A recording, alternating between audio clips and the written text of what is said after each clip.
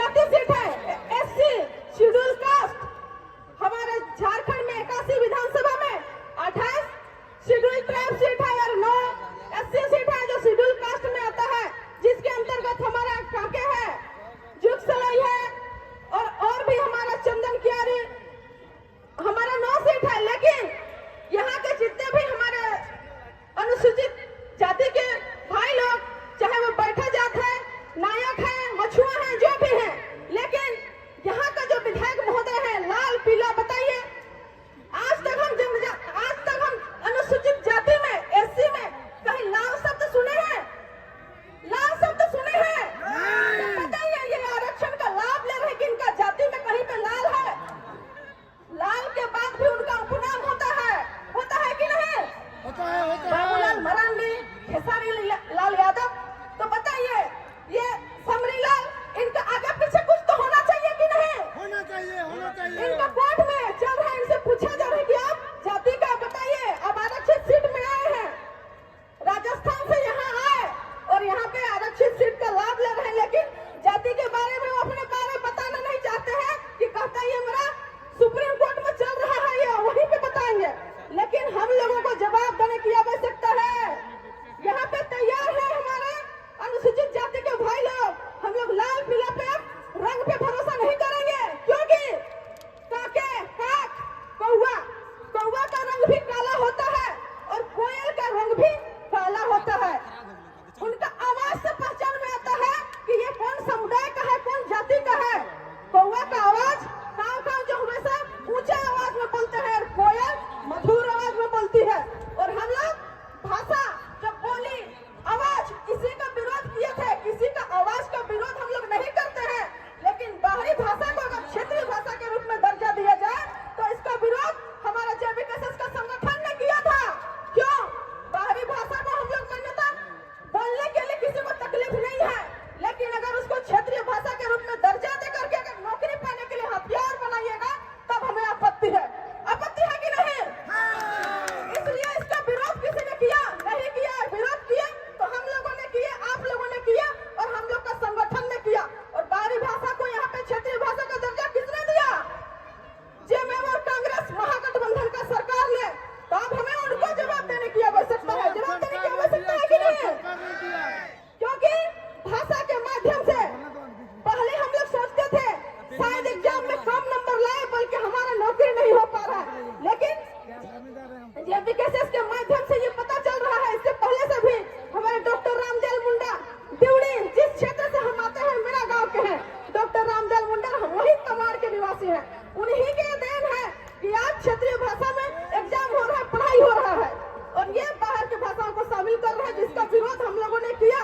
क्योंकि गाँव घर के बच्चे बाकी math, reasoning, Hindi, English, GS में नंबर लाते हैं, लेकिन एक माध्यम है कि क्षेत्रीय भाषा में हम लोग गांव घर के बारे जो रीति रिवाज है इसको पढ़ करके भी हम लोग ज्यादा से ज्यादा नंबर ला सकते हैं, क्योंकि इसमें क्वेश्चन हमारी संस्कृति, हमारा रीति रिवाज, हमारा पर्व त्योहार से संबंधित क्वेश्चन रहता है कि नहीं? रहता है। जब भी आप लोग प्रतियोगिता परीक्षा में जब क्षेत्रीय भाषा में दीजिएगा तो आपको पढ़ने की आवश्यकता नहीं है। अपना समाज, अपना इतिहास को जानिएगा, अपना रीति रिवाज को जानिएगा, तो आप अच्छे से अच्छा नंबर ला सकते हैं। यही न है?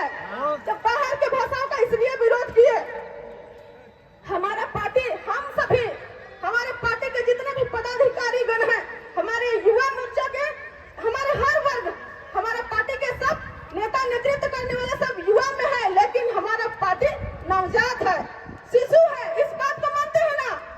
हमारा पार्टी अभी बच्चा है, भले हम लोग जवान हैं, हम लोग युवा हैं, लेकिन बच्चा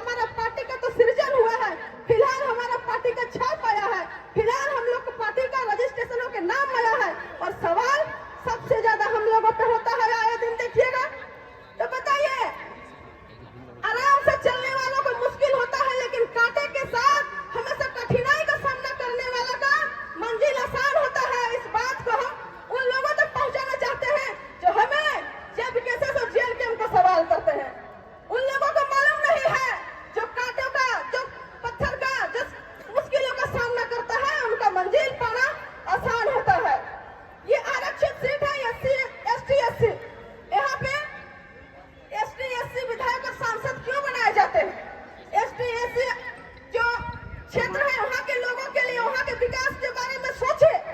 हमारे यहाँ मुख्यमंत्री जी भी एसटी हैं, यहाँ के लोगों के बारे में सोचे, लेकिन कितना सोचते हैं?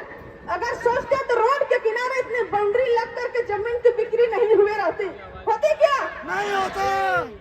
सारे जमीन एसटी एससी ओबीसी की है, तो जो बाहर से जो आए हुए हैं, राजस्थान से आए हैं, गुजरात से आए हैं, वो लोग कैसे खरीद पाते?